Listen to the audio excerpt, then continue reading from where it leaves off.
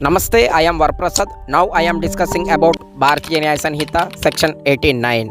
భారతీయ న్యాయ సంహితలోని సెక్షన్ 89 ఈ విధంగా చెప్తుంది. కొత్తగా వివాహమైనటువంటి స్త్రీపై ఆమె గర్భం దాల్చినప్పుడు ఫ్యామిలీ మెంబర్స్ కావచ్చు, లేదా రిలేటివ్స్ కావచ్చు, లేదా హస్బెండ్ కావచ్చు, ఎవరైనా సరే గర్భం దాల్చిన తల్లిని ఆమె సమ్మతి లేకుండా, అంటే ప్రెగ్నెంట్ ఉమెన్ కన్సెంట్ లేకుండా ఎవరైనా సరే ఆమెకు అబార్షన్ చేయించాలని చూసినా, లేదా పుట్టబోయే బిడ్డ ఆడా మగ అని తెలుసుకొని ఆడపిల్ల అయితే ఆమెకు అబార్షన్ చేయించాలని చూసినా మీపై కఠినమైన చర్యలు తీసుకోబడతాయి.